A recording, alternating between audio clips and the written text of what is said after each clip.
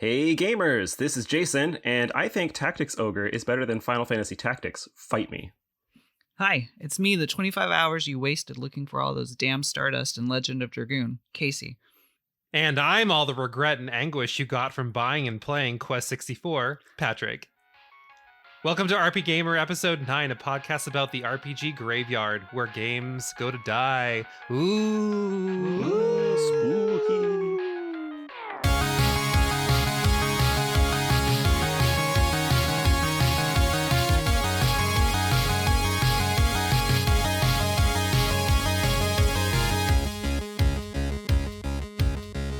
Okay, real talk. I like Quest 64, so I don't know. That's a little rude. Real talk. You're a fuck-up failure, and you've been canceled by the world. Whoa. Asterisk. I did not have a PlayStation, and there's like literally 2 games on the N64 that were RPGs, and I thought Quest was cool. Is it in your collection? That's just very sad. Yeah, it's a very sad. Sorry, what was that, Casey? I just asked if it was in your collection. If you own it. Actually, it is. My friend gave it to me. I mean, it's not bad. It's just not like no, it's good. It's I see why it's in the graveyard. Yeah, it spawned a original Game Boy like sequel, and that was it. I'm gonna keep this in some capacity so that way people can hear how you have terrible taste in games. Okay, anyways, why don't you describe this episode? I'm just gonna sit over here.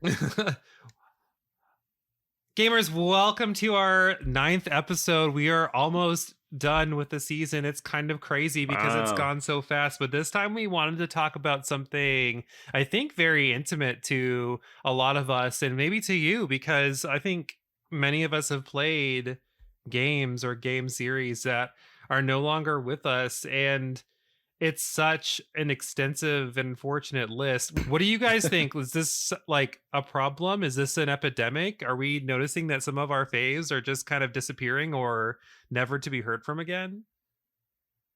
Well, ever since the disappearance of Quest 64, I've never been the same. It's a bad game. I think that's all you're going to talk about. No, I mean, yeah, this is the Quest 64 episode. This is going to be fantastic. If you troll this episode, I'm just literally going to mute you from here. Like, it'll just cut me talking. out. Yeah. Everyone in the Discord is going to be like, "Wait, where's Jason? He's not there." Anyways, he's a ghost. So to actually answer your question, I feel like there's an inevitability of games going into this graveyard where producers, developers, whomever just lose interest, or really the sales aren't good, and it kind of sucks, especially if you like the game. What were some of your early RPG memories in general? So like this might be before a time of cancellation for a lot of these. Like we know, and we talked about before, that Final Fantasy was the first RPG for me, but I actually have more vivid and impactful memories of games like Lufia or Shining Force or Phantasy Star. You know, like, not that Final Fantasy was super impactful, but I had like other series that were I had a lot of series that were very strong in the memories too. What were some of your guys' earlier ones? Mine was primarily Final Fantasy. I think in first grade, my aunt lived with us, and she had a PlayStation, and she had Final Fantasy 7, and I couldn't get past the Shinra Tower part when you're trying to rescue Aerith. And I remember later in that school year, we had to write like a book in first grade, and I basically stole the plot of the first like 5 hours of Final Fantasy.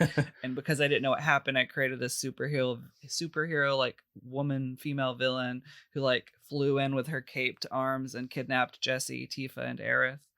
And from there on, I just like became kind of obsessed with Final Fantasy, and that kind of turned into a love for RPGs, and I'd spend like summers playing with my best friend at the time. I'm sure the story that you wrote, the plot was a lot more consistent than the actual Final Fantasy. Yeah, it was honestly pretty kudos to you. Pretty spot on until I didn't know what happened anymore, and I stupidly had it like up until like through high school, and then like I gave it to a boyfriend who we broke up not long after, so he might still have it, but I have no idea.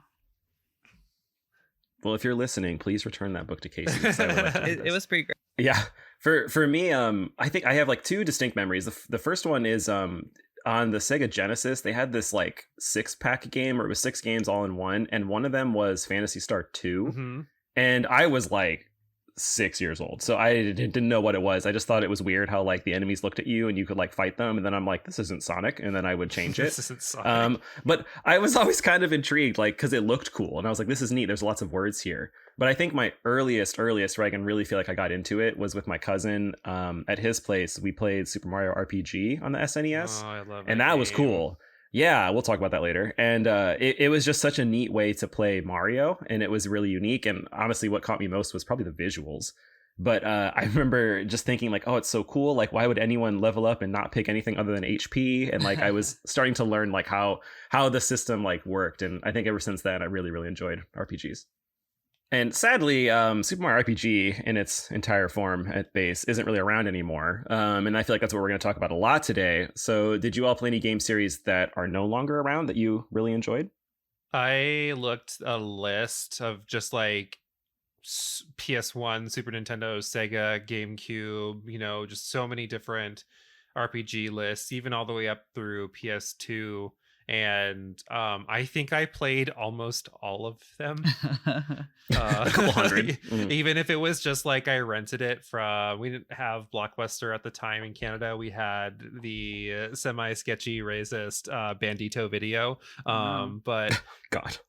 yeah, I think in some capacity, like if you look at the list of PS1 RPGs or Super Nintendo or whichever system, I played almost all of them. So I'm not going to talk about them all right now, but as we go through the episode, I'm going to hit on as many as I can. How about you, Casey? There's a few that I really loved. I'll just probably just say a couple for now, but I earlier before we recorded, you read off your list, and did you include Baten Kaitos, the card game on GameCube? Oh yeah. Yes. GameCube. Okay, yeah, that one I really liked it, and the sequel, and then probably Xenosaga, those the 3 episodes for that were on PS2. Those are good. Good memories with those. What about you, Jason? Did you play some, and if so, what were some of your favorites? Yeah, definitely. I think as you go through multiple generations, like Patrick, you said, oh, from PS1 to PS2, like you're talking about 10 years of games and stuff there. So you can pretty much get an entire series that is just like seen its heyday and has like filtered out. I mean, for me, I think some of the standouts besides obviously Quest 64 is I really like Parasite Eve on PS1, and we haven't seen that really come back. And that was such a cool game, and it really stood out to me. Yeah, Parasite Eve is a huge one for me as well. Like, yeah, it was so cool. This is an example of a game, and this was on my list of one of my favorites for sure. I was like the perfect blend of genre. I can't think of any horror RPGs outside of Kudelka. Is Shadow Hearts like horror RPG? Yeah, it well, Shadow Hearts is the Kudelka series. Oh, it starts with Kudelka. Got you. Yeah, so but like Parasite Eve, aside from the terrible was it Vita or PSP? PSP. Not PSP. Yeah, not that it matters. It was third bad. birthday. I mean, like that game, like the first 2 are just great. Yeah, like it's modern, cool, and it's so neat. Like I felt like with that series specifically, it really sort of blended what at the time I thought was how you did like zombie shooters like Resident Evil, and like the kind of the item management, like do I want to fire my gun or not, and this sort of sense, like that sort of sense of scarcity and dread, and it mixed it well with basically Final Fantasy, and I thought it was cool, and like, oh man, it just sucks that it's not around anymore. One of my favorites, and I kind of mentioned it, is it started with Kudelka, and not many people are familiar with Kudelka, but a lot of people are familiar with Shadow Hearts. Yes. And this was one of my favorite series as well. Again, it's another one that kind of takes place in a history very similar to ours, though, it kind of dates back before Parasite Eve took place, because Parasite Eve could be now, or it could have been in the 90s. It had that kind of vibe, maybe not so much now because there were payphones, but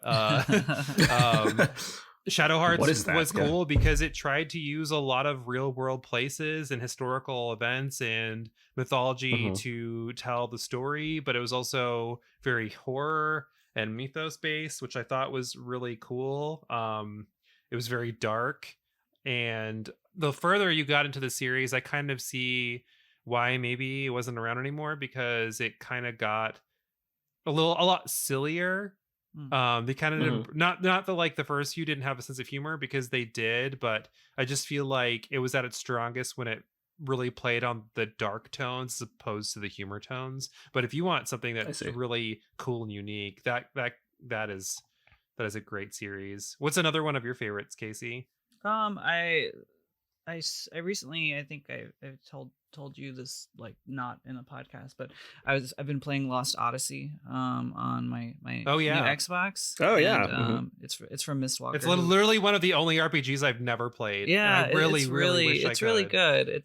I have trouble going back now to like older games just because there's so many new games to play, so I don't get back the backlog. Yeah, exactly. I don't get to like older games very often, but Lost Odyssey is great, and it does some interesting things combat wise. That it's still turn based, but you kind of have to be more present because you have to hit buttons in a certain time. It's kind of similar somewhat to Legend of Dragoon's timing based attacks. Not quite the same, but there's sort of a synergy, I think, between the two. And it kind of has like a sort of humor to it. Which I like. It's kind of goofy, but not like overly silly, like I think you were saying Shadow Hearts gets. But I feel like I watched a retrospective on it too, and wasn't the intent that it was supposed to be one of the Final Fantasy sequels, because it's made by Final Fantasy creators, right? I'm not sure. I know it's Mistwalker, but I'm not sure specifically the people within the team at the time, if they were from Square or anything. For some reason, I remember watching a retrospective on that game, because it's probably definitely one of those where I've just been kind of interested in. It has those vibes, like it very much. If you told me that was a Final Fantasy game, I would believe you. Yeah. I believe you more than Final Fantasy 13 being a Final Fantasy game. Yeah, it's the side-by-side comparison. Well, I think a series that I miss a lot, and it's very similar to Final Fantasy, and I did it in our intro. Have you guys played Ogre Battle? Yeah. That series at all? I have not. God, I loved Ogre Battle. What did you? Good. I was just saying I was a tactics guy.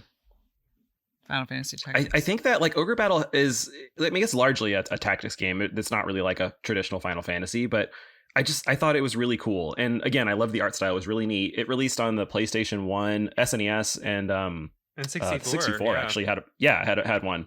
And it was so cool. And I thought, again, at the time, kind of like how I experienced my early RPGs where I was learning what it was. I thought the game series was hella complicated, but for some reason I was just dedicated to figuring it out, like how to make those formations and their battalions and their legions, and like how to progress forward in the game series, or in the game.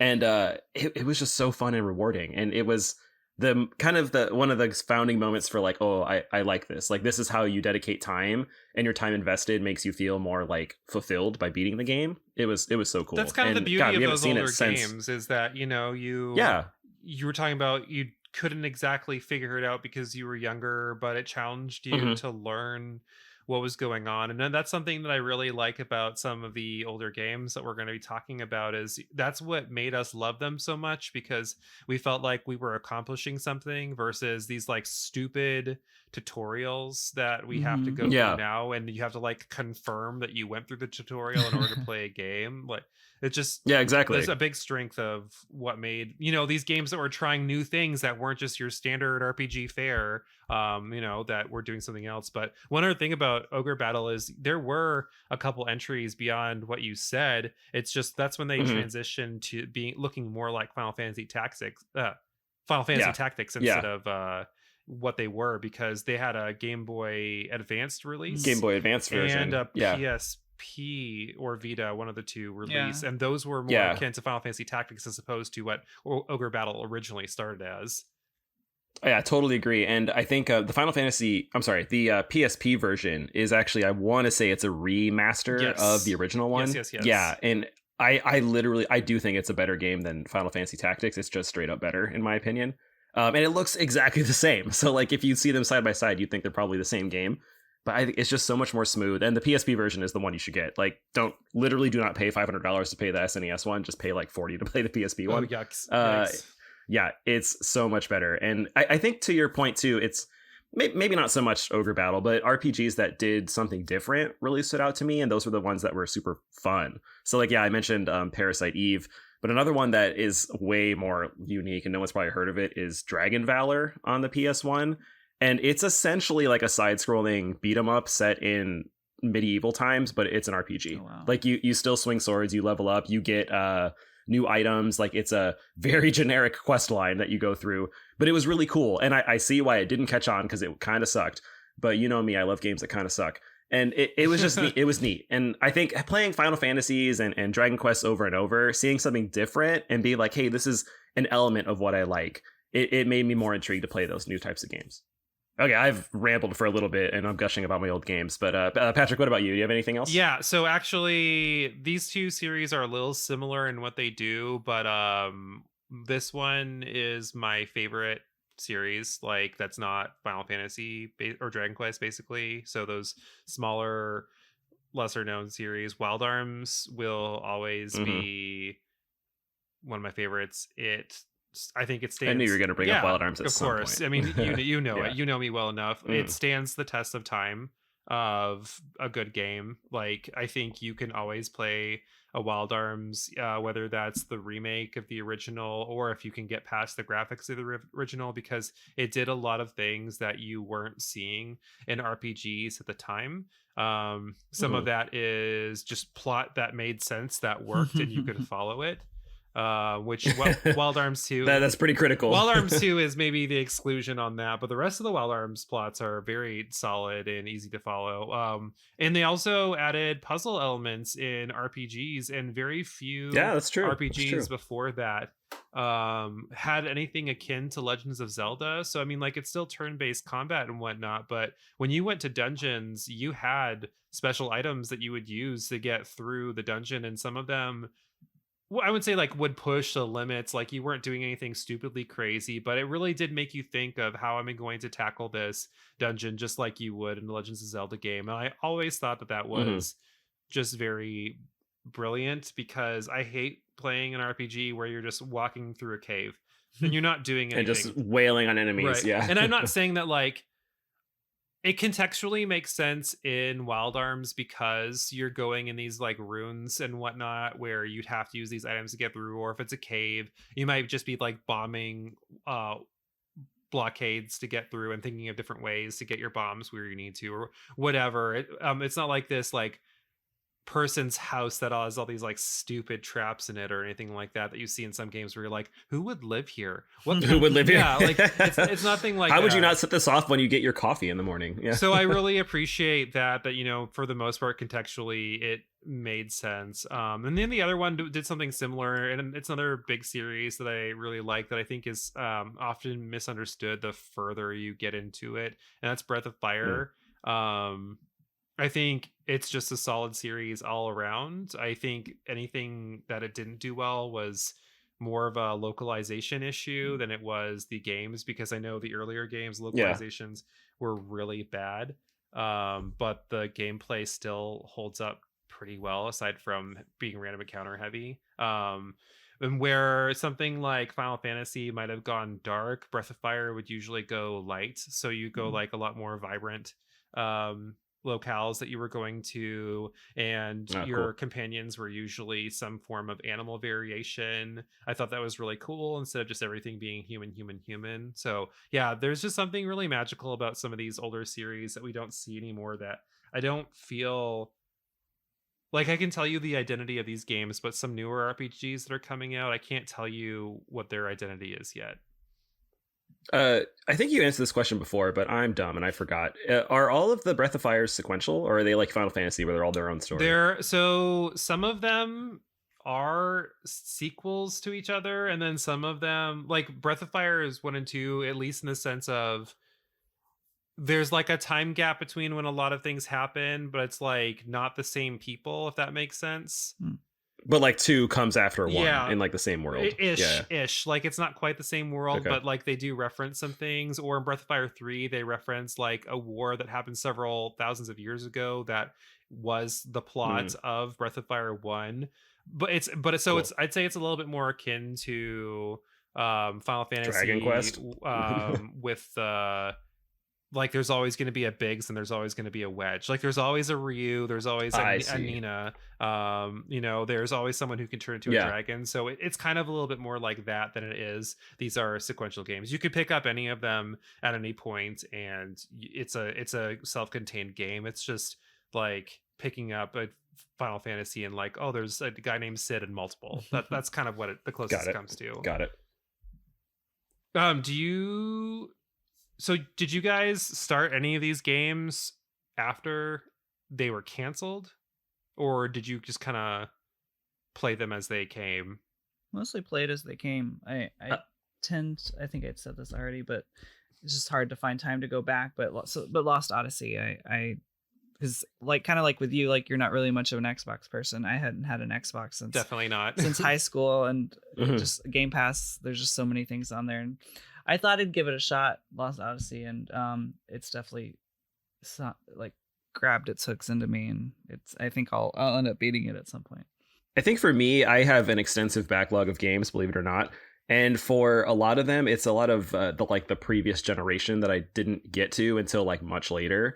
So for example, I really like Fable. That's a really cool series you don't see anymore. Oh, yeah. And I played that well after it was like done. And I thought it was pretty cool. And that was a fun too when we were in college, and I feel like that was our last year.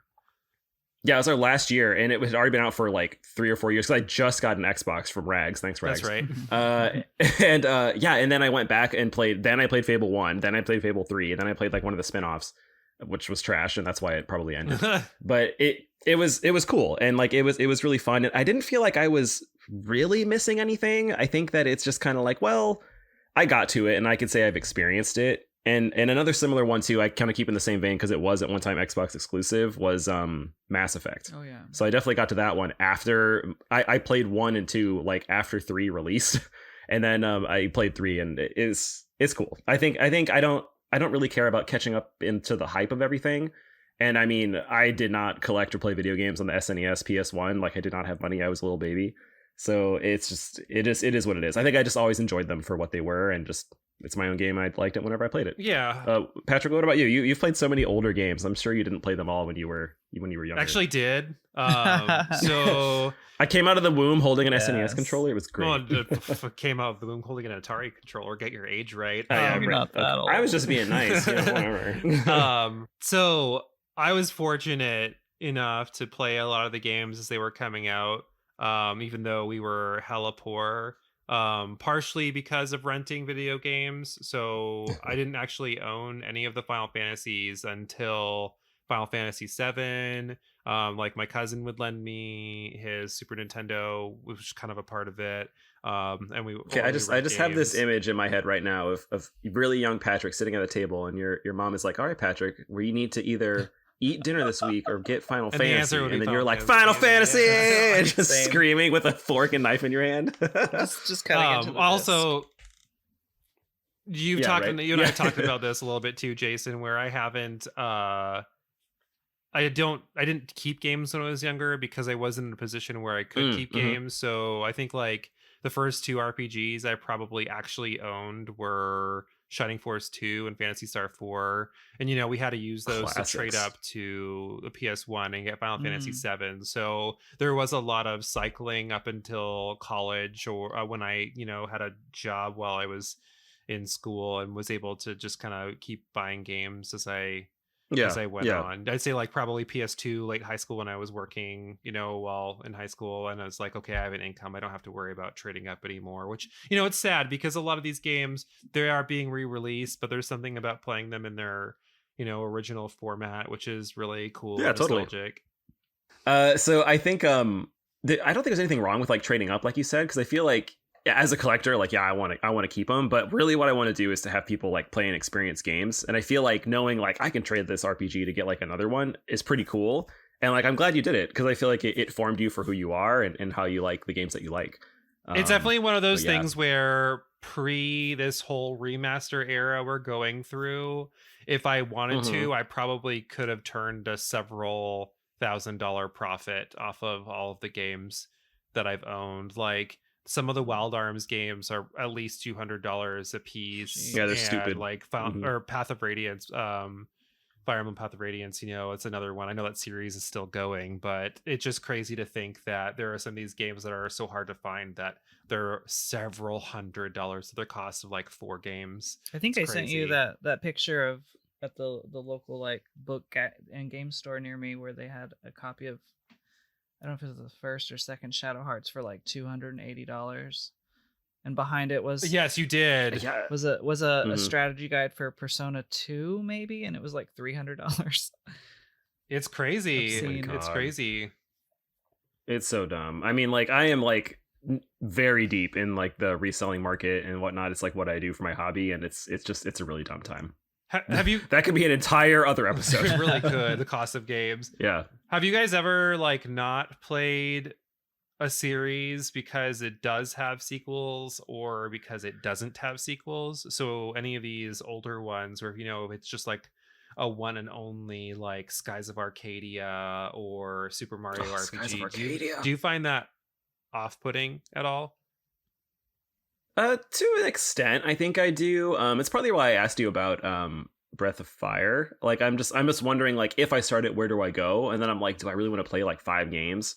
Or same with like Phantasy Star. Like, I know they're not all related to each other, but I feel like I need to know the previous thing so I can get all the references. Yeah, and that's one of those It- ones where I do think they are sequels, and historically where they do make subtle references. Like, again, you can be contained, but there's no distension of parallel universes in that game. Like, if they say a character's name, they might be talking about a character from the first or second game. Right. And I feel like I'm a little influenced by modern games because, like, if you, for some reason, just start Mass Effect 3 without playing 1 and 2, like, you're gonna miss some of the stuff from the original ones. But that's not always the case. You can still always enjoy it. But I feel like because of that mentality of recent games, I think back to older games and I'm like, well, there's 4 Breath of Fires. Like, I should probably play 1 when maybe I could just play 3 or 4 because those are supposed to be the better ones anyways. Mhm. So, like, I don't know. I feel like it's really, it comes down to like, 1, do I have the time, and then 2, like, do I own the game? But I do usually think of, if I'm gonna buy it, like, should I buy the first one or should I hold off? Like, how long is this game gonna take me to play through? Blah blah blah. I have so many other games. So to answer the question, it's kind of a yes. But there's lots of other factors that go into it. Yeah, I get kind of hung up on wanting to start from the beginning of a series if I haven't played, even if like the first entry isn't necessarily supposed to be great or the best, but it's just like I just kind of get obsessed with the idea of like doing all of them. And then when I start thinking about that, I'm just Mhm. like, well, why don't you just start replaying a series you've already beaten that you know is good and you like, And then from you the do this very thing where you beginning? don't play anything at all. Exactly. I have recently Yeah. learned that is an anxiety defense mechanism Oh, where sounds you are correct. protecting yourself.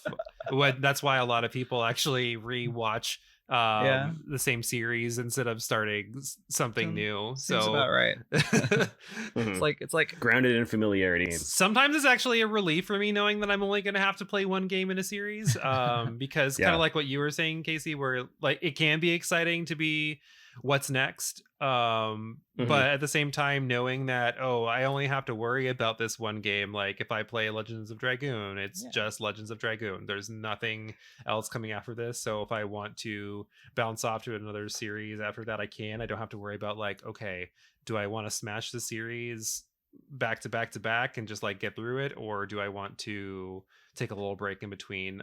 But again, it's hard because I've played most of these series, so it's not like there's Yeah. anything that like, or very few games or even series like maybe I haven't played all of the Suikodens, but I played the majority of them, so I might have missed a game in the series. Yeah, so it's weird, but it is a little bit of a pressure remover. Yeah, I think there's also this sort of like, I don't know, I guess elitism with the RPG genre and like fans where they're like, oh, you haven't played Suikoden, and I've only played the first one. I haven't played And there's any like, of them. what, 6? Yeah, but then like, I mean, I never really feel like judged or attacked or anything, but there is this sort of sense of like, hey, you've played this, but how about this? And eventually you're going to get to a point where you haven't played it. And it's, I don't know, like maybe feeling a little bit judged or something, but like I focus my time on other things too. And I think it's just cool to know that there's so many options that you could play and enjoy and find the games that you want.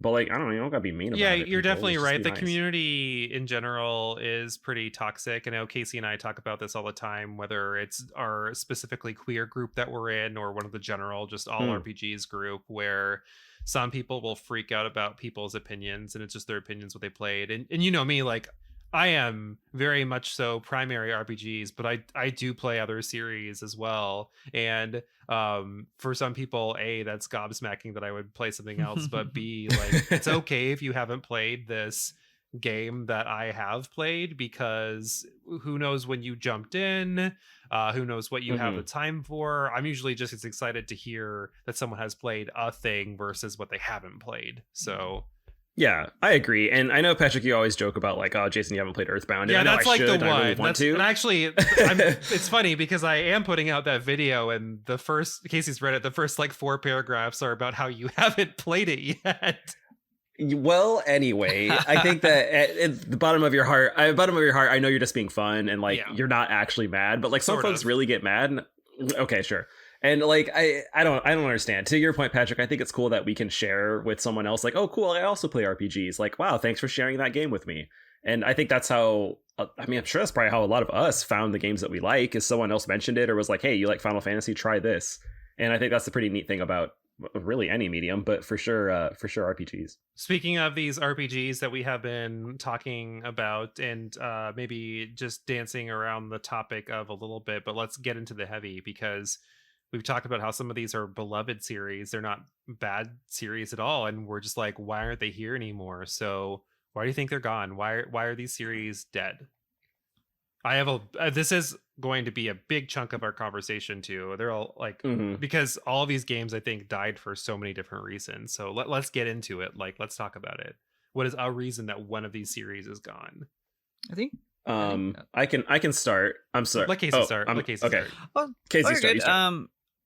Like in researching for this question, is because I know Suikoden is such like a beloved series, and it's one I haven't played, but I really want to. It's kind of the series I was alluding to earlier. It's like I want to start at one and I want to play all of them, but it's like I don't have the time. But like it the people who like who is the dev for it, Patrick?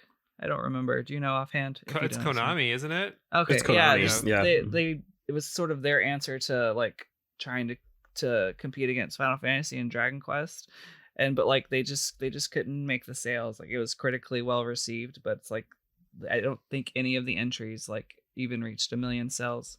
And I think a lot of times that's sort of what it boils down to is the game just it doesn't sell well enough. And I think it was kind of similar with Chrono Cross, is that after the success with Chrono Trigger, they sort of had this dream team together, and then Cross wasn't quite the same team that they had, and then all these different people were trying different things in the game that stood out for different reasons from Trigger, and it just didn't sell either.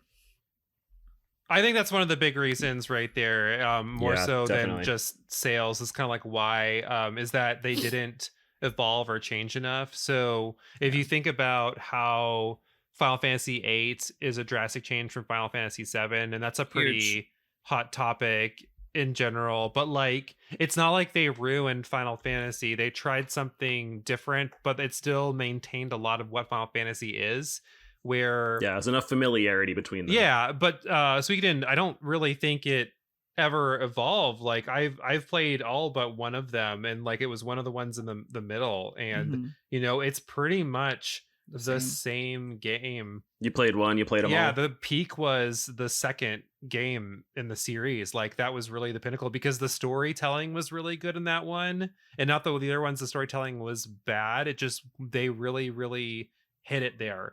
And I think we kind of see that in other series too, like Golden Sun, another example where Golden Sun, they didn't evolve the formula at all. It's just literally from the first game to the DS game, which a lot of people say is bad. It's not. It just didn't do anything different. It just didn't do anything. You already played it twice. Yeah, Grandia, exact same thing as well. Like Grandia 3 is a good game, but it was already done so well in 1 and 2 that it just comes across as being really lackluster. So that to me is like first and foremost the biggest reason why games don't sell or series don't sell.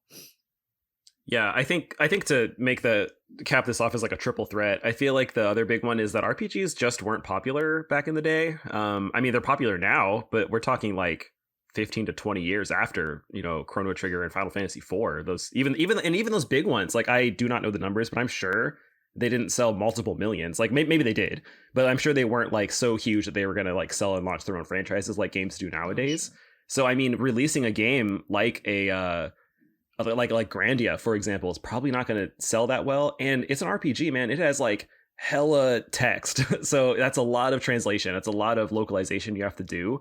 So, I mean, the effort to put it out is probably not going to be worth it. And this could be a topic for a later date too. But like, there's probably plenty of games or series that have games that just didn't come to America. And we're pretty much focusing on the ones in North America.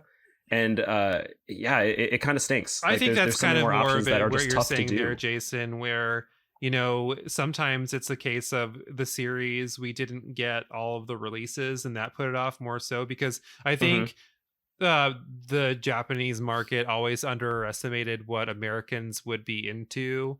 And for example, for a long time. lot of people being really bitter about us not getting Final Fantasy V.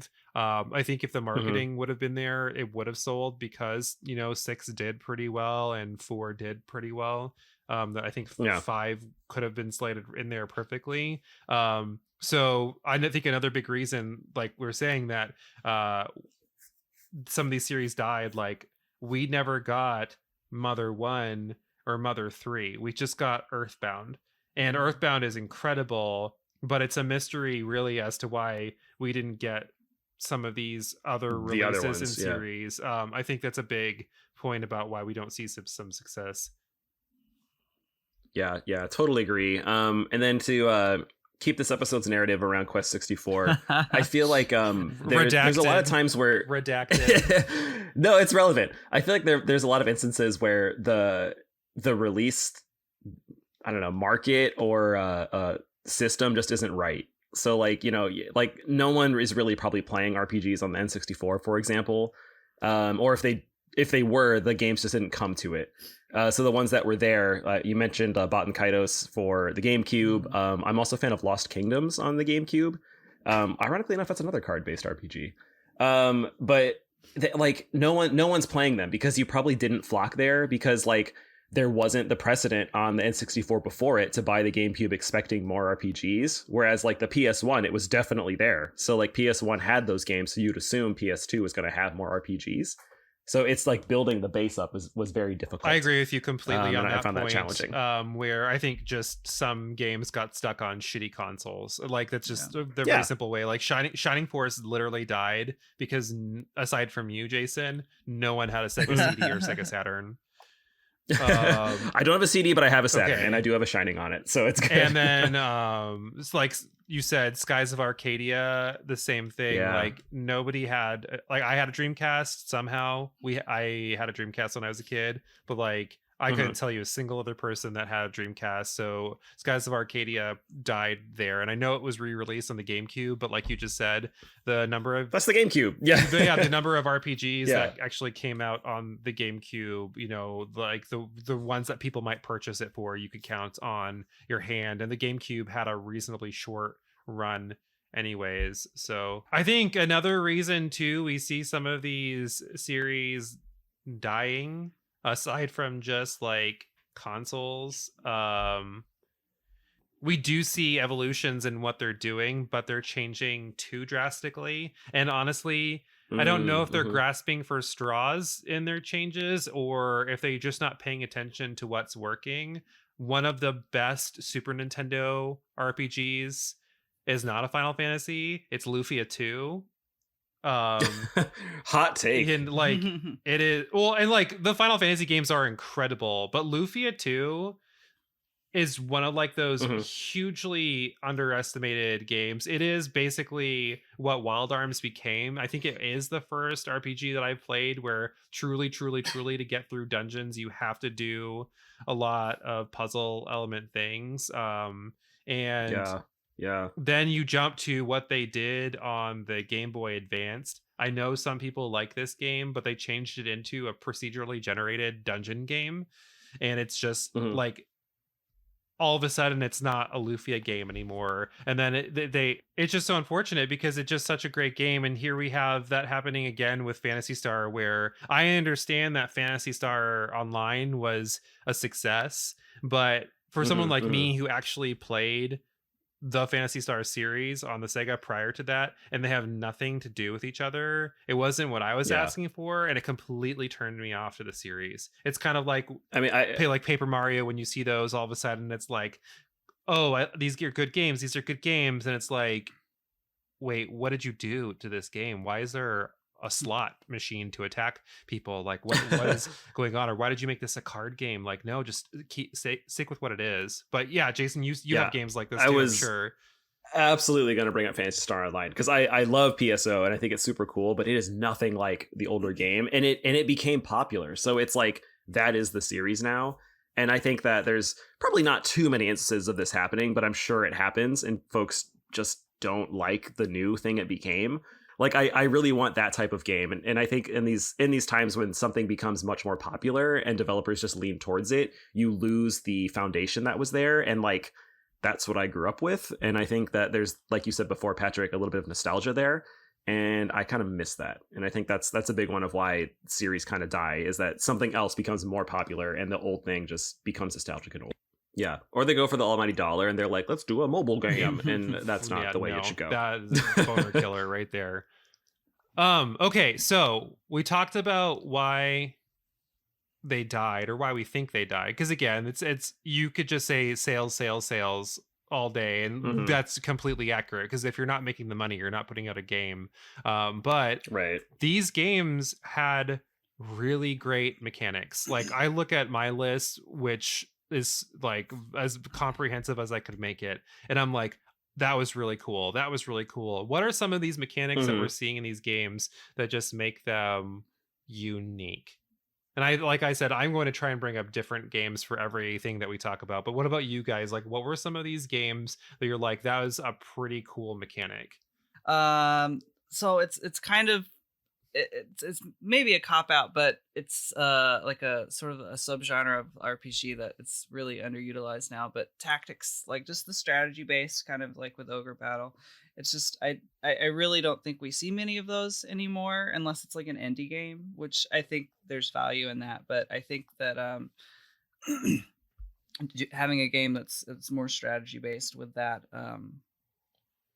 is just, it's unique, and we just don't see it enough anymore. I know that Triangle Strategy, which you played, Patrick, which you loved more than Tactics, I think you said. Yeah, definitely. I think that they're trying to bring it back kind of with that, but there's not too many games, I feel like, that kind of utilize that sort of RPG subgenre of like strategy. I actually, I think okay, it's okay. Mine's gonna go on with the tactics trend of what he's saying. Sure. One of the games that in the series that I actually played on the PS2 was called Growlancer. And I played Growlancer on the PSP. That's a tactics game as well, but it was very different. It was not like grid-based tactics. I kind of like, I think I explained to someone once, it's kind of like anime-based Baldur's Gate, if you had to describe how it I see exactly what you're saying. Yeah. Because the combat was kind of like, you could freeze time, but it's not grid-based, so you kind of like draw lines of where you want people to go and act, but it's still like heavy in the anime. But like, yeah, it was just basically like if you just threw an anime into Baldur's Gate. Like, I just can't describe it any better than that. The combat scenarios were pretty unique too, which I thought was pretty cool. Where one of the reasons I'm kind of not always the biggest fan of Final Fantasy Tactics is because at the end of the day, it was almost always rout all the enemies, where this game was usually like, do this specific task, but then halfway through get here in time. It would like flip the script and you would have to do something completely different. And I thought that was really cool, where all of a sudden it was like, don't let these enemies escape because you've defeated enough of them, and they're just kind of like, well, we're piecing out of here. Or don't let so many monsters open treasure chests, or don't let these 5 villagers die. There was always something really unique that was going on for Growlancer. And Jason, you said you played the PSP one. Yeah. I can't think of what it's called now. It's Growlancer : something. Is it Heritage of War? Is that right? doesn't Or sound familiar. But this generations? is like I know it's something maybe like it's that. Generations. Yeah, it was a while ago. And I thought there was a big emphasis on that one with like the weapons you were using. And I think the weapons also leveled up. Maybe I'm confusing with another game. But yeah, it was neat. And it was similar to what you're saying too, where it wasn't just defeat the enemies. It was for a while, but it might have been instead like get to the end first, or like don't let this person escape. And that I thought that was pretty cool. Because then it gave emphasis to like, I should probably have some archers so I can like hit them from a distance instead of just like wailing with just tanks in the front. And that was pretty cool. I did actually have one thing I wanted to bring up too about Ogre Battle or Tactics Ogre, which I really liked, which is I think probably come back. But on the PSP remake, they did this really cool thing where you could expend like some resource. I think it was like a time stone or whatever, and you could go back in time to like redo a turn. I like that. And I thought that was really cool because you would see like, oh shit, like they're gonna hit me here or he's gonna move here. And so like you would kind of know in like the future is gonna be this. So you could go back, and it was a really big like, oh, do I want to use it here or do I want to save it for later on in the game? And I thought that was a pretty cool movement or pretty cool moment. And it was really neat. And I thought it was such a great player addition to like make a game even more fun and accessible. Yeah, we see that in awesome. tactics games now, almost Fire like it was Emblem? borrowed Yeah. from that. Like Fire Emblem does that in a bunch of its entries, and Mhm. it's kind of huge. Yeah. Yeah, and this game is like 15 years old, so it's a while ago. I think another thing that was kind of underrepresented is voice acting, and Okay. what speaks to me as like the first successful voice acted game was Lunar Silver Star Story. It's okay. another one for I know that it came out on, was it the CD or Saturn? It was one of the two, but the Mhm. PS1 release, the one that some people actually played, it was literally like being a part of an anime, and the narrative is Yeah. just so great. Like everything is coherent and easy to follow, which again for RPGs is like a lot to ask for apparently these days. And you didn't see something that was well voice acted where you're like, oh my god, this is like what I'm watching on TV, but it's a game. And like production value went into it. yeah, and the combat system wasn't really anything special or crazy out there, but just watching a game for its narrative. And even when you beat the game, they do a lot of behind the scenes voice actor stuff and bloopers, which is really cute and fun. Cool. It's crazy to think about that, like that being a big spectacle when, you know, most games are voice acted now, but it started somewhere. And I know that's not the starting point, but I think like that for me, that's just like the biggest. This game did it well. Mm-hmm.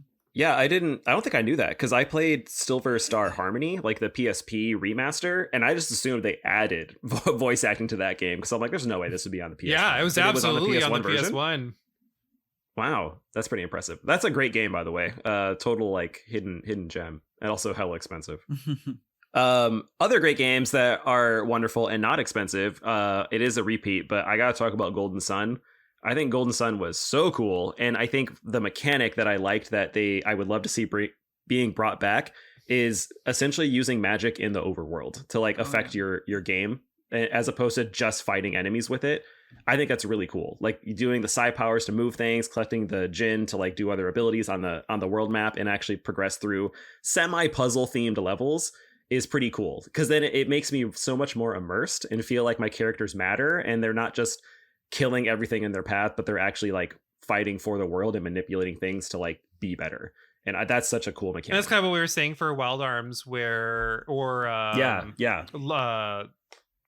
2, where you have these games where it's like an RPG with more than just fighting. Yeah, and especially for Golden Sun, the context of using the spells like makes sense, as opposed to it's like this really weird wackadoo place that you're in where you just happen to use these abilities, like getting through a desert, using water to get yourself out of a twister, or you're in the water temple. Of course you're going to need to freeze stuff. Like it just made a lot of sense, as opposed to just like crazy random things. Or here's a cliff, I'm gonna make this vine grow up so I can climb up the cliff. Like that's so cool and natural, instead of just these weird elements that people just try to make a dungeon more interesting.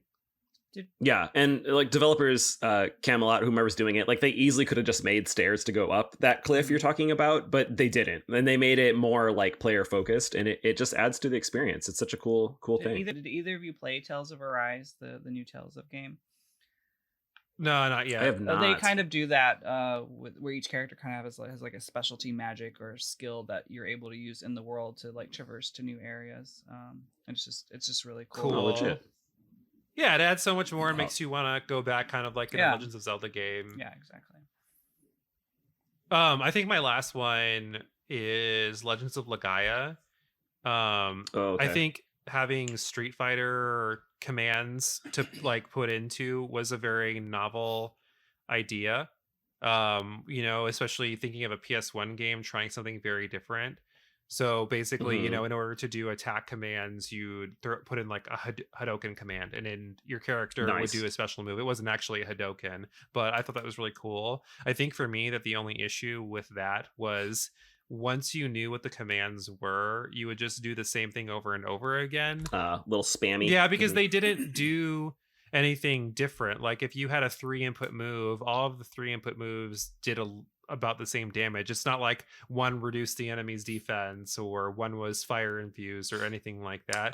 So it just did a set thing. Yeah, so basically as soon as you learned or you Googled what the big combos were, that's all you would have your character do. And but aside from that, just the concept of like, no, you're gonna high kick, low kick, right punch, like is a pretty cool thing for an RPG. Like you wouldn't think of those things going together, but here they are, and it works pretty well. And the game itself was a reasonably okay game. Yeah. I do want to give one special last shout out, which I thought was so cool, is the Monster Rancher series. Wow. And you would use your CDs to create new monsters. Yeah. And that was so cool because it brought in new things, but I think we all know the reason why that series died. It's because there's no more CDs in the world, so that kind of sucks. Well, but did you hear that they re-released those games for the Switch? Yeah. And it's silly how you get the monsters now, because don't you just like type in a code and you like get whatever monster you want? So it completely breaks that element of the game. Yeah, exactly. But like in the other one, it was cool because you're like, great, I can get any CD and it's going to be, here's this jelly monster. But if you put in like, this is actually one of them, if you put in like the CD or DVD for Terminator 2, the movie, you got like a metal one. That's cool. And it was so cool. It was like real life Pokemon. I know, it was so badass. And like, I'm just looking at my CDs being like, wow, first off, I have CDs. But second, like, wow, there's so many possibilities of things I could get. It was such a fun way to like play and experience a game. Okay. Want to keep going on with the conversation because we could literally talk about every unique thing from every one of those RPGs that we've talked about so far, because again, there are just so many of them. But one thing I want to talk about, because we're seeing remasters, do you think that these companies are using some of these remasters of games that we haven't heard of from a while, like Chrono Cross or Saga Frontier? Are they using these to gauge interest for reboots, or do you think that they're just using them as like cash cows because people want to play the old games?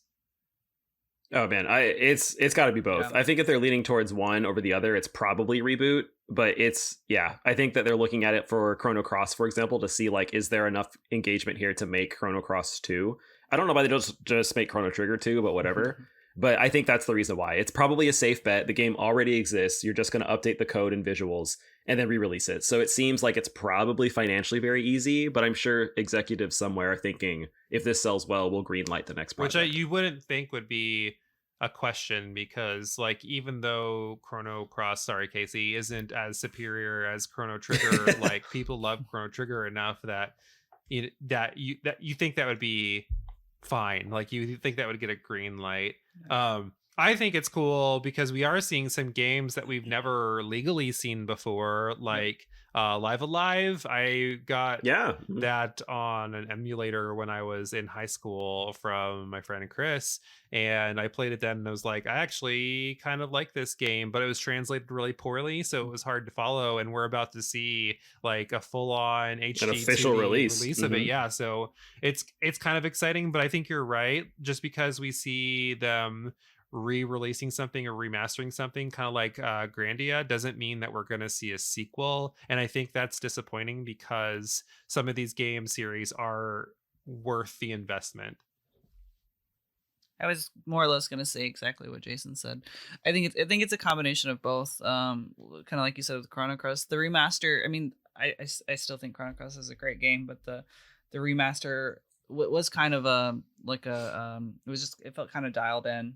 A lot of the things that they added were things that were already in the game. They just let you use them earlier, like fast forwarding and slowing time down, because that's something you unlock in New Game Plus. So they just gave it to you at the very beginning. And then the other stuff is things that we've seen in other re-releases and remasters of, like, with no encounters off or powering yourself up. So I mean, it's just kind of, I think they're just kind of right. They just have these like certain things that they're just going to include every time. I don't think they're trying to do anything incredibly inventive. So I think part of it is they are trying to gauge to kind of see what they could potentially release down the line, or if there's still interest for a series. But it is really good nostalgia fuel, because I mean, there are people like me who really love like Chrono Cross and wanted to see it again for a modern console. So you're like so set into the series, you're like, I just gotta see the next one. Actually, you know what, that reminds me, I think Patrick and I talked about this before, but like there was this like Capcom leak of like games that were coming up, and I told you Street Fighter 6 was coming, and you're like, no, it's not. And then okay, and then, this is true, and here we are. But like, I think the other cool thing on that, right? Exactly. I think the other cool thing on that list though is that like it's showing like there's like, you know, maybe a new Power Stone, or maybe a new, I don't know, fucking Dino Crisis or something. But like it's so cool to like look into it and think like, oh great, I can see this thing. But like, would you do that? Like, would you want to get your hopes up if someone somewhere leaked, quotation marks, leaked like Chrono Trigger 2 or a revival of Breath of Fire? So I learned my lesson over a year ago when some of the big Fire Emblem streamers were talking about how there was going to be a remake, and like a full-on remake of one of the older Fire Emblem series, and it was going to be one of the duos. So it was going to be like 4 and 5 and connected, 6 and 7 are connected, or it was going to be like Path of Radiance, Radiant Dawn, and they were heavily leaning on it being Path of Radiance, Radiant Dawn, which would literally just make me jizz everywhere. But oh god. But it hasn't happened yet, and they've said multiple times the next Nintendo Treehouse you're going to see it happen. So I just let myself no longer buy into any of these new IP or reboots, where every once in a while I'll hear like, oh, they're remaking Parasite Eve, or oh, they're remaking Fire Emblem, and like I'm not saying they're not. It would be great if they do, but you're not banking on it. I'm not going to bank on it, because like you said, no, Power Stone is not an RPG. Like, it would be really cool to see it. I know how much you love it, but I also like, you wouldn't want to get hurt because of, and I know hurt's like such a drastic and dramatic word, but I mean, like, you have that let down, you know, you don't want to be let down for some of these exciting games that maybe you haven't played in a while, whether it's a full-on reboot or if it's just a remake or remaster. So no, I don't buy into the rumors anymore. I know you kind of do, Casey, right? Yeah, I love, well, calling them out. I love spoilers and rumors and a number of facets in my life, from Drag Race to games. I mean, Drag Race season 16 hasn't even been thought of yet, and you already know who I already wins. know everything that happened. Wow. But I like he's already been there. I like frequenting like the subreddit for gaming leaks and rumors. It's just fun. I don't get too caught up personally in like if things don't end up being true, unless it's like if there had been rumors, and it probably were prior to it coming out, of Final Fantasy VII Remake, like if that didn't happen, I would be really sad. But there's not too many games that I think that I'd get too upset over. But I do think we're going to see a Final Fantasy IX Remake, because it was listed in the NVIDIA GeForce Now leak that had the Chrono Cross remaster and Kingdom Hearts 4 and Street Fighter 6. And like God of War coming to PC and Spider-Man coming to PC. And so far all those have been check. And it came out like, I mean, I would love that. That would be amazing. I think we'll see. That's kind of the weirdness of that too, where what they could be saying is the remake versus what the actual remake is, where we think we're going to get something along the quality of the Final Fantasy VII remake, when instead you're getting something like the Final Fantasy 15 iOS Oh no! version. You know, Yeah, the speak dumbed that down into version. existence, Patrick. yeah. So that why'd you put that again? out That's there? why I'm like, No, okay, don't give them ideas. until I see like an actual video leak of something, I'm not there. Mhm.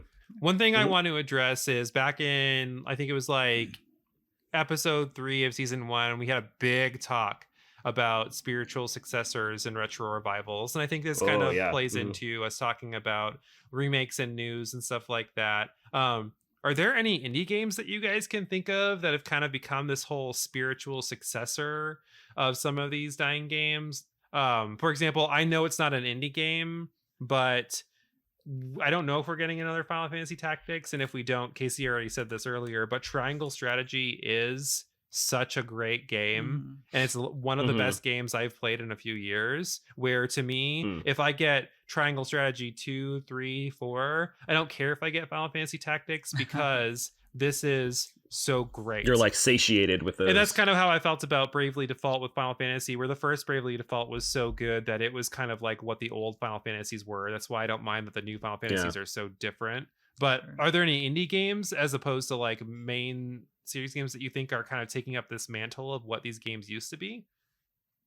Yeah, I think so, and I'm probably going to take words out of Patrick's mouth, but I think a big one is Bug Fables. Oh, sure. I mean, that's that is your old Paper Mario style game right there, and I feel like Nintendo's not going to go back for the reasons that are justified. Every new game does something different, which is great. But if you wanted Paper Mario 2 and not, I don't know, Thousand Year Door 2 or whatever, yeah, you have that, and I think that's a big one that I think is a pretty recent example. Yeah, there's Did you have any, Casey? Yeah, there's a game that came out probably in the last few years. I started playing it at the beginning of like when everything shut down and I was stuck at home, but it's called Fail Seal Arbiter's Mark. And it's directly inspired by like the tactical kind of RPG like Final Fantasy. And it's just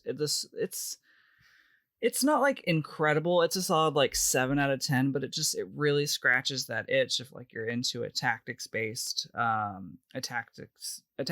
battle system. And the art is really cute and really cool, and there's a really great job system in it, and it's on like Switch, PC, PS4, probably Xbox. It's on everything.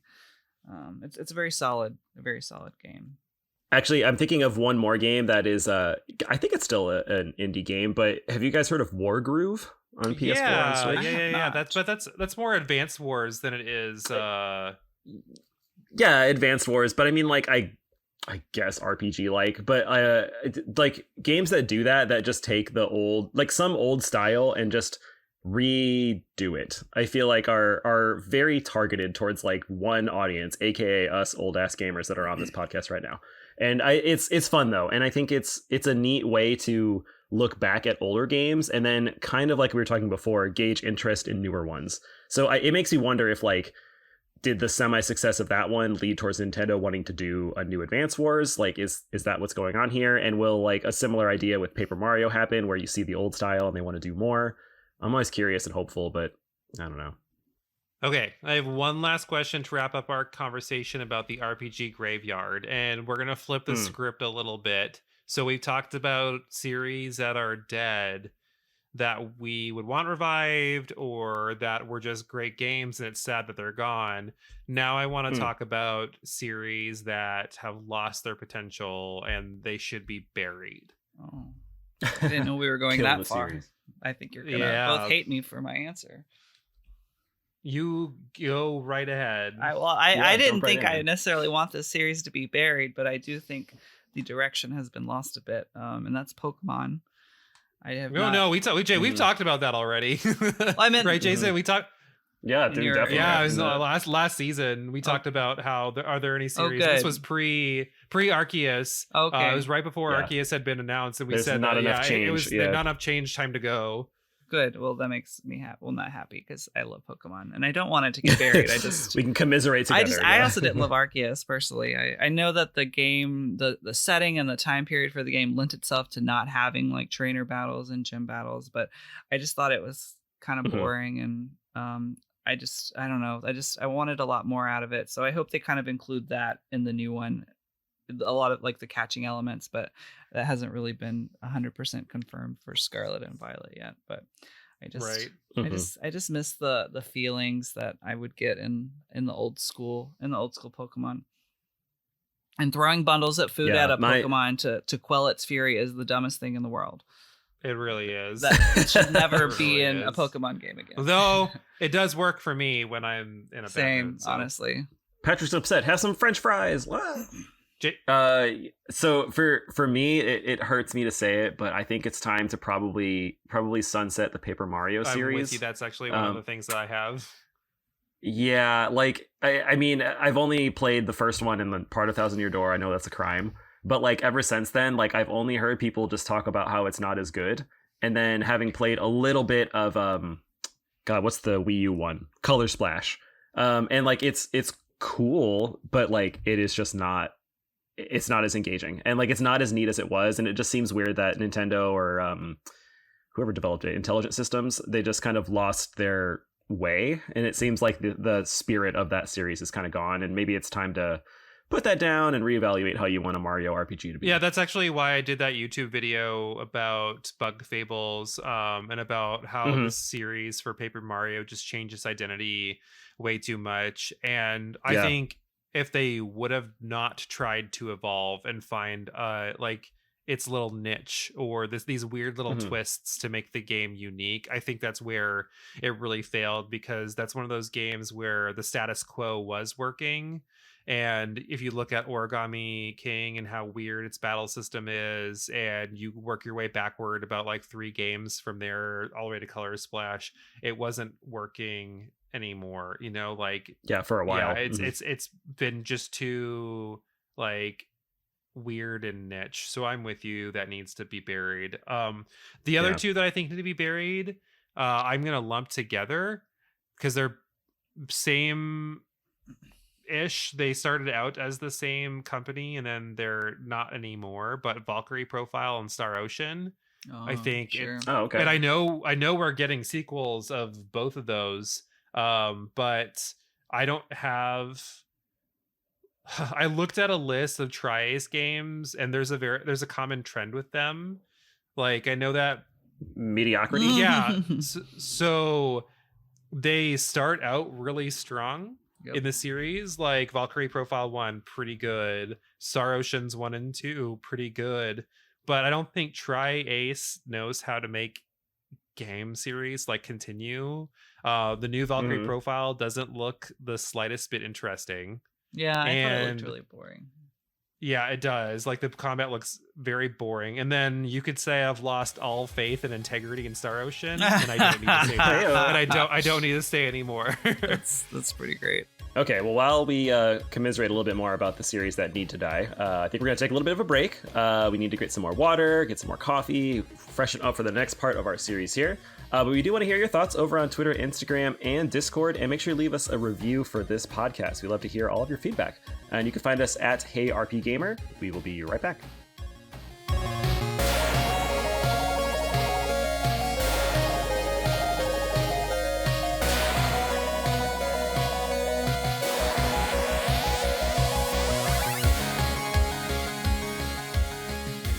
We're back for a middle segment. As usual, we're going to talk about what we are currently playing, and we're going to take some time to answer some RPGaymer Discord fan mail. So let's go ahead and start with Jason. Buddy, what are you playing that you're not going to beat?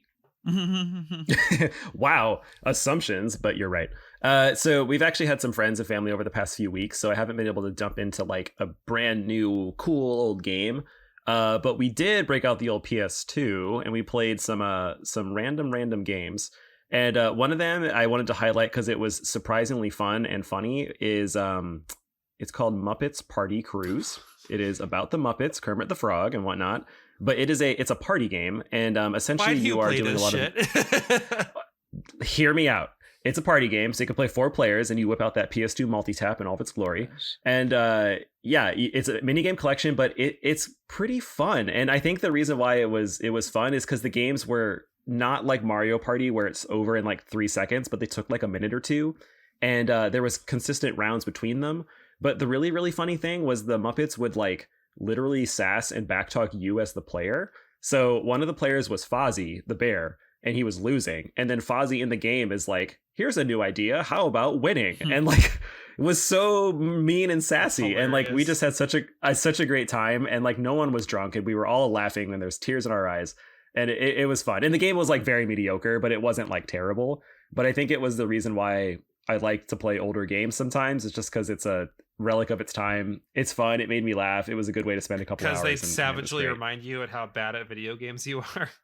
Yeah, exactly. And like Miss Piggy would like, there's this one game where she would like throw, I think it was like pies at the other players, and like they would like eat shit when they got hit with the pie. They would like blah, and they would fall down. It's so funny to see like Kermit the Frog just like take it in the face and go down. It was great. Yeah. Casey, what are you playing? I've been playing, trying to acquire those nostalgia feels for Pokemon. I've been playing the remake of Pokemon Platinum on the Switch. And I'm enjoying it. Hey. It's I don't remember when I played Platinum first, probably when it came out, but it's definitely hitting all those feels that I want, and it seems like it's reminding me a lot of what it was like when I played it, so I feel like it's a pretty faithful remake. And I love the little chibi art style, and then I just think everything is translating is really doing really well. Yeah, it's definitely, I know a lot of people complained about how they didn't do anything beyond just a graphical upscale of it, but I mean, I don't really think okay you with need that. to just completely overhaul every single game that you remake. Like, I think it is what is some of people's favorite game in the series. Mhm. So, you know, you don't really need to do too much else to it. What are you playing, Patrick? What about you, Patrick? What have you been playing? So I'm also playing a Pokemon game because rumor has it that when our season is over and we're on a hiatus, we might be doing a special on a Pokemon Nuzlocke. So I wanted to take the time to start mine now. So I'm playing Pokemon Black 2, which Nice. I've actually never played all the way through before, so I'm going in kind of blind on this Nuzlocke, and I know that this is the hardest game that you can Nuzlocke, but I've played all the other ones and I didn't feel like replaying a Pokemon right now. So this way I can kind of like check off, oh, I've finished this game now if I actually finish it. And yeah, I'm at the 4th gym and I've lost 4 Pokemon, but my team is going on strong, so I'm having a good time, and I hope whoever else goes on this Nuzlocke adventure with me for the episode has a good time when they're doing it too, because it can be fun. So also a part of this segment, we're going to answer some fan mail. So this one comes from Discord user Synaptic Suffering, and he asks, how do you feel about the way masculinity is presented differently in Japanese versus American developed games? I think that is a that's heavy scholarly question. Yes. And I know that this is something that like I do want to make a full episode and discussion at some point, but I think we can touch on this slightly here for a minute or two. Jason, do you want to start us out, and then I can tell you how wrong you are? Yeah, sure. Okay, well, as the only one on this podcast that actually has a degree in Japanese language and literature, I might have a little bit of an authority, but a little bit not. I don't know. It's been a while. I think that the gender stereotypes of masculinity is very different depending on where you go. So in America, you can probably assume what it is: macho masculine, lots of muscles. You need to follow certain things. You like blue, you hate pink, yada yada. In Japan, it's a much more let's say like cultured place. So I think that what is masculine might be different. And after World War II, there was quite a big change in my opinion. But I think the modern idea of masculinity that you see in games is being responsible. So probably having some sort of duty to like another. So like we talked about Final Fantasy before, but like Zidane feeling like he wants to help his friends, pretty Japanese thing. Like that's what makes you manly. You're protecting others. And you don't need to have big muscles. You don't need to have like the strongest, I don't know, physique. I think it's more about like what you do for someone else. And to that respect, you get what you might consider in America to be generally more quotation marks feminine traits in men. So they might have more slender bodies. They might do things that are not seen as masculine, like they might clean the house. They might be like a house dad or be like a responsible parent, which is a crazy thing to think is a masculine trait or a non-masculine trait. But I think that's probably where it goes. So like you would see characters like I mentioned like Zidane, but even oh my god, I'm losing his name. Cloud. Wow, Cloud. Having like the big sword and like being opposite of Sephiroth, I think is kind of your two sways of what you would see in Japan. Someone very much for fighting for the smaller person, and someone also fighting for what they think is right, as opposed to America, where they fight because they like violence, or they fight because they're strong, or they fight because they're trying to save this girl. I think there are some kinda similarities where I would though. Like I think stoicism or not overly conversational is something that you would see in characters that would probably be identified more as masculine. Where you bring up Cloud, and then I think of some characters that are kind of more badasses like Solid Snake. I feel like there's some overlap here. Completely, it's definitely not completely separate, but yeah, I think you pretty much hit it on the head.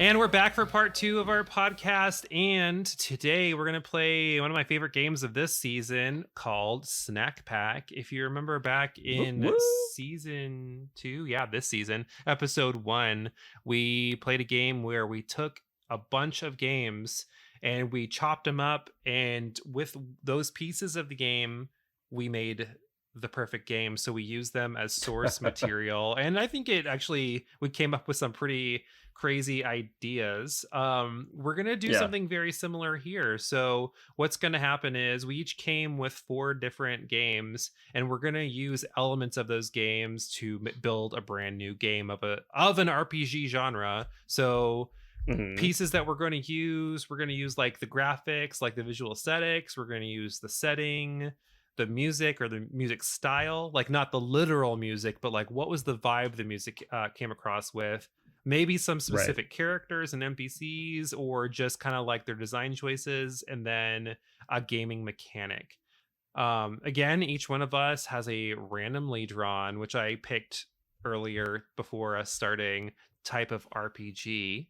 And we're going to go ahead and start with Jason. So Jason, why don't you tell us what RPGs that you are bringing to the table? Oh my gosh. And we're looking at graphic setting, music, characters, right? Graphic setting, music, characters, and mechanic. So, just to reiterate too, one of these can be used twice. So one of your games, because you obviously have 4 games and 5 different things you need to cover, you can use one game twice. But once the other ones are used, like you can't use them again. Because that kind of plays into the fun of like this Frankenstein-esque monster that you're creating. Okay, so I'm picking 4, right? I have 4. Yeah, I have 4. So I'm going with some of my favorites, which I hope I can make into a good game. We'll see what Patrick does to me. But I'm going with Golden Sun. I'm going with Super Mario RPG. I'm going with Skies of Arcadia. And a little bit of newbie flair. I want Fable. Okay. I think that's good. So just so you know, I literally wrote down several different types of RPG and then had it drawn randomly. So each one of us got something completely random. Jason, with your pieces, you need to make an isometric tactics RPG. So nervic. Oh, okay. At least I love isometric tactical RPGs. I know, it worked out for you. Fallout's great. Last time Patrick gave me some bullshit of making like a DDR game. Oh my god. Okay. Isometric tactic RPG with these ones. Wow, Jesus. Okay, so I think that just the setting alone, I gotta pick Skies of Arcadia. I love that setting. The Sky Pirate is pretty cool. So I think it would take place something like that, something up high. It would still be in like this atmosphere. It wouldn't be space. So like we're talking about in the skies. Okay. Visually, I do like Mario RPG, but I don't know if that's gonna work for top down. I'll get back to that. Music. Oh my god. I'll get back to that too. So characters, I think characters I'll probably go with Golden Sun. I think that they have neat they have neat like affiliations with like elemental styles, and they have like a kind of a world that they revolve around because they're like fire based, they're earth based. So that's probably where I'd go with that. And then mechanic, I think I would pick Fable. I liked the light side, dark side, where you could do like weird things to make your character physically change or be different based on how you interact with this sky world. And oh my god, music and graphics, how's it gonna look? Top down is so weird. Oh my god. Okay, so I guess music, I'll pick Super Mario RPG. So it's gonna be a little the most boppin' game that you could pick. Yeah, it's a little whimsical in its stylings, and I feel like if you're in the air, I feel like it's gonna be a lot of sort of grandiose long chords, like showing that you are like free and flowing. And I feel like the Super Mario RPG series could encapsulate which that. it kind of did too, because they have where Mallow's from, which is literally exactly clouds, up in the clouds. Man, I am stuck on visuals, which is funny because I thought for sure like literally any of these things would be good for visuals. Think of it this way: what kind of aesthetic do you think the game would kind of vibe with the most, with what you've said so far? Okay. I'm thinking I want retro, so I'm thinking not Fable. And I don't think I want Skies. I guess I'm leaning towards Golden Sun again. Maybe I want that sort of semi like 16-bit look down on there, which I think they've done in like I guess maybe kind of like a triangle strategy in a sense. So it would be HD 2D kind of then at that point. Yeah, I think it would be like that. So it's going to be like that. So it'll be up in the sky. It's going to be a grandiose story, such wonderful music, HD 2D visual styles for the isometric 3D RPG, and your characters, which are going to be elementally based, and they have buy-in to the success of their planet, which they're flying above. But based on your actions, you can really ruin the world or the planet or the people you're with, and your character will change, and people will like react to you. And you could get into some place because you're really nice, but if you're too evil, you don't get in. So it's gonna be like that. And I need to think of a name. You do. I was about to remind you, if you recall from that episode too, we also came up with on-the-fly titles for this game. So what is this Golden Sun-esque isometric Golden tactics? Sun's isometric? Yep. Yeah. I could do some random janky bullshit like triangle strategy where it has nothing to do with the game itself. So we're gonna call it the tetrahedral bake-off, for no other reason than you just there's going to be a random baking thing. So tetrahedral bake-off is what I'm going with. Bad title, but possibly good game. See, there you go. All right, Casey, it's your turn. So why don't you let us know what games you're bringing to the table? All right. I'm gonna do. It's harder than it looks. Yeah. I'm glad you didn't pick any of mine. I had backups just in case. Oh, good. Yeah, I was afraid. Yeah. Xenosaga, that series. Chrono Cross, because I love it so much. Bait and Kados, and Final Fantasy Tactics. All right. Oh, I should have picked a card game too. What was I thinking? It's good mechanic. Casey, with those games, you need to make an MMORPG. Ooh, I do love an MMO. Ooh. All right. Let me see. Graphics. My thought initially was tactics no matter what, but I don't. Now I'm like an MMO. I don't know that would lend itself super well. Maybe Chrono Cross. Yeah, I was the same way. I was like, I know for sure. Yeah. I even started doing it, and I was like, oh wait, I do that later. So I maybe Chrono Cross. No, hold on, because I'm gonna skip graphics. All right, settings for sure. Skip it. Settings for sure. Xenosaga, because I don't feel like there's a ton of super popular MMORPGs that take place in space, and so the idea of like a giant space epic MMORPG would be fun.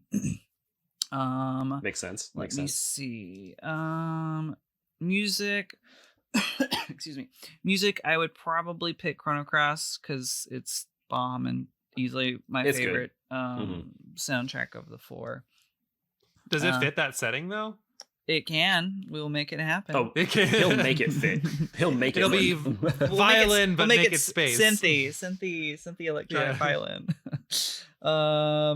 I'm gonna skip characters real quick and go to gaming mechanics. I'll pick Bait and Kados because the card. I think that's just I think it's probably of the Card-based four MMORPG. of the four. I think it's the most.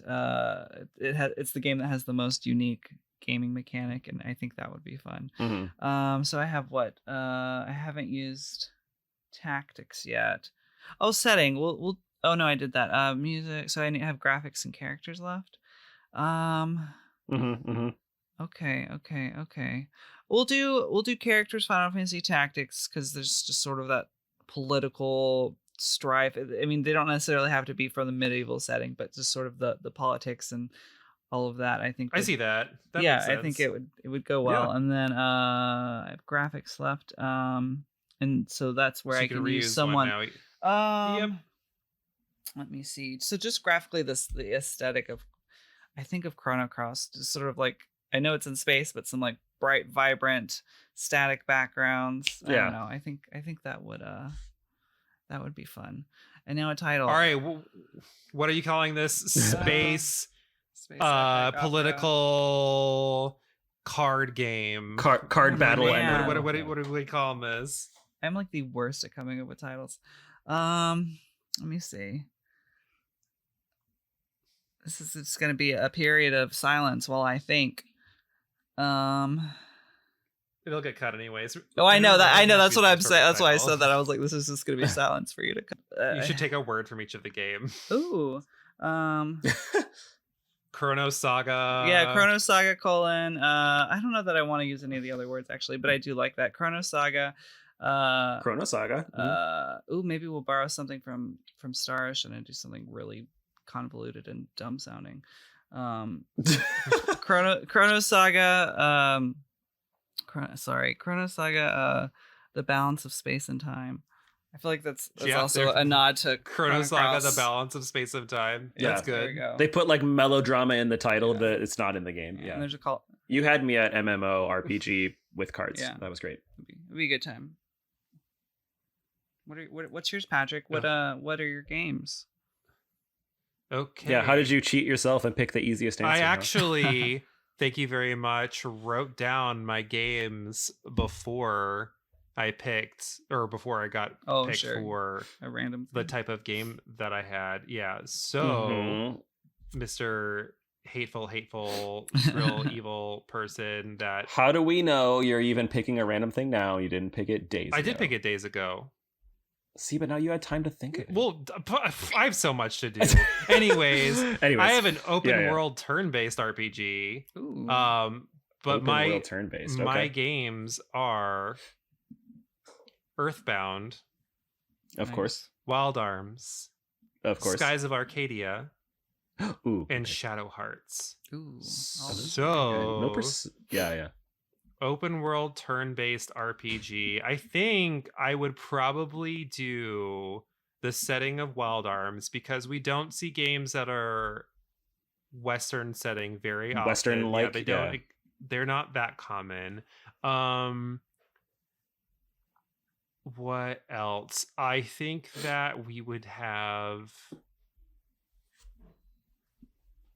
the music from Skies of Arcadia. Ooh. That's good. Because it's just such like beautiful and adventurous, and I feel like that's the kind of expanse I would want in this Western game too, where you really feel like you're on this epic grand adventure as opposed to being like this really. I feel like if you infuse Skies of Arcadia music with a Western theme is what I would go for. You know, I could see. I could see Yeah, that fitting. However, I think I would want the graphics of Shadow Hearts to Mhm. kind of keep with that realistic flair. Right. And one thing that I think that Shadow Hearts does really well for the first one, I think it still used pre-rendered backgrounds, which I don't know about how you guys feel about that in games, but that's one of my favorite things in Yeah. I mean, Casey likes it. He picked Chrono Yeah, Cross. in That's RPGs. the like, word. I couldn't think of it earlier. like a pre-rendered background. Yeah, I kept saying like yeah. static background.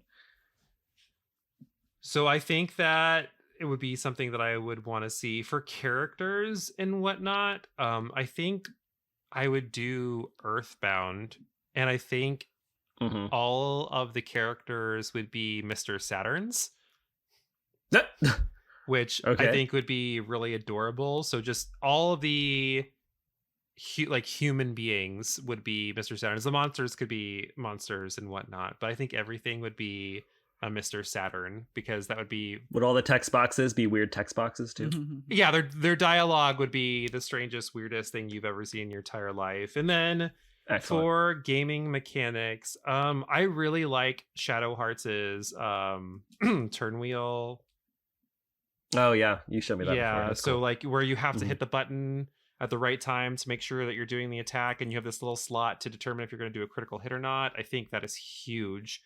So yeah, I think this is good. So it's Earthbound characters, Wild Arms setting, Skies of Arcadia music, and Shadow Hearts gaming mechanic and graphics.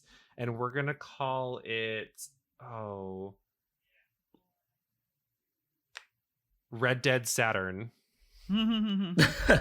Is there a colon, Red Dead Saturn colon, or just Red Dead Saturn? No. How about Red Dead Arcadia Saturn Goes West? Oh, I like that. I love it. Saturn go. I'm imagining the cover is Mr. Saturn with just a Wild West hat on. He looks like Feifel. His shirt is too big. Yeah, very, very, very much so that. So yeah, this is the game that everyone's going to buy. It's on sale in like 3 weeks. Yes, I'd put a really short short development time. It'll show in the quality. Well, as always, and Casey's here now too, we always give developers such amazing ideas. They just need to listen to this podcast and they would just print gold. And you can have that for Swear free. to God, in 10 years, we're gonna see Red Dead one Saturn. Of these games. One of these games. I would literally play fucking an do it. RPG. What?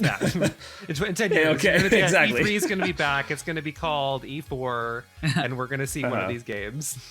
Motherfucker. Yeah. Exactly. But we want to hear what you would make. What kind of video games would you like to do, and RPGs would you throw in together to make your wildest dream RPG? Tell us your thoughts, like we said, over on Twitter and Instagram. And we also have Discord. We love to hear your thoughts over there, too. So hit us up on Discord. And you can support us on patreon.com/RPGaymer. It's there. We'd love to hear what your thoughts are on that as well. And you can support the channel. And what more would you really do? And we got some merch coming out this month, too. If you enjoyed listening to us today, be on the lookout for our final episode of the season, post-game content coming out in 2 weeks. Also, be sure to check out our content on our YouTube. Casey and I are continuously putting out YouTube videos and reviews. And Jason and I and Casey and I both stream throughout the week, so you can always look for our stuff on there. As usual, we appreciate you all for listening. Hope you had a great time. Now go out there and get gaming.